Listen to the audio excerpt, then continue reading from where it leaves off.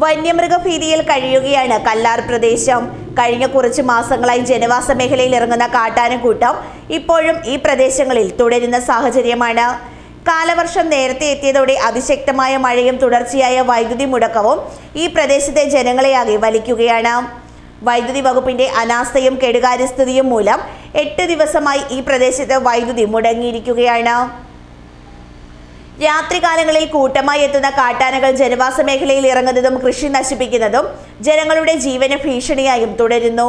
കഴിഞ്ഞ ദിവസം കല്ലാർ പ്രദേശത്തിറങ്ങിയ കാട്ടാന ഏറെ നേരം ജനവാസ മേഖലയിൽ തുടരുകയും കൃഷിയിടങ്ങൾ നശിപ്പിക്കുകയും കല്ലാർ കൈതപ്പതാൽ ബാബുവിന്റെ വീടിന്റെ മുറ്റത്ത് നിലയുറപ്പിക്കുകയും ചെയ്തു.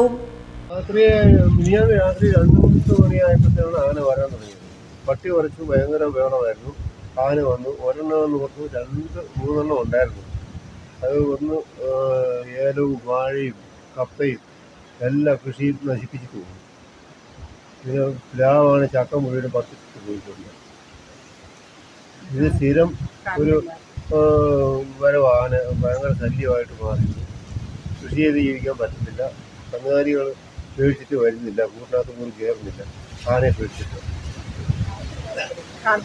കറണ്ടും ഇല്ല. ഞങ്ങൾക്ക് വെട്ടമെന്ന് പറയുന്നത് 9 ദിവസമായി കറണ്ട് പോയിട്ട്. കറണ്ട് ആണെങ്കിൽ ഒരു ലൈൻ പൊട്ടിക്കിടന്നത് അടുത്തതും കൂടെ മുറിച്ചിട്ട് അവന്മാർ പോയിരിക്കുന്നത്. ഞായറാഴ്ച വന്നിട്ട് അവർ ലൈൻമാന്മാർ വന്ന് മുറിച്ചിട്ട് വെച്ച് പോകുന്നത്. പിന്നെ ഇതുവരെ കറണ്ട് വന്നിട്ടില്ല. ഈ വെട്ടമില്ലാത്തതുകൊണ്ടാണ് ഞങ്ങൾക്ക് കൂടുതൽ ആനശല്യം വരുന്നത്. കൃഷി ചെയ്ത് ജീവിക്കാൻ ബുദ്ധിമുട്ടാണ്. കഴിഞ്ഞ ദിവസം വന്ന ആന എൻ്റെ വീടിൻ്റെ വാതിക്കൽ നിന്നാണ് കഥ തുറക്കാൻ പോലും പറ്റാത്ത രീതിയിൽ എണ്ണം നിൽക്കുകയായിരുന്നു. അതാണ് ബുദ്ധിമുട്ട് വന്നത്. ഞങ്ങൾക്ക് ജീവിക്കാനായിട്ട് വളരെ പ്രയാസമാണ്. ഒരു പടക്കമെങ്കിലും പൊട്ടിക്കാനൊന്നും പറ്റത്തില്ല, ഞങ്ങൾക്ക് സാധിക്കുന്നില്ല. വെട്ടവും ഇല്ല, വെളിച്ചവും ഇല്ല, കറണ്ടും ഇല്ലാതെ ആയിട്ട് ഒരാഴ്ചയിൽ കൂടുതലായി. നിങ്ങൾ RRT ജീവനക്കാരെ അവരെ വിളിച്ചു. അവർ വന്നു. അവർ വന്നിട്ടും അവരുടെ നേരെയാണ് ചീറിപ്പായിരുന്നു.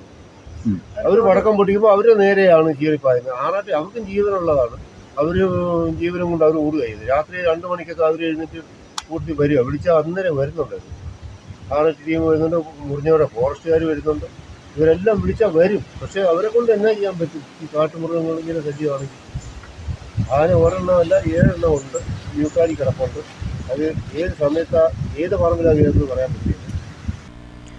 വ്യാപക കൃഷിനാശമാണ് കാട്ടാനക്കൂട്ടം വരുത്തുന്നത്.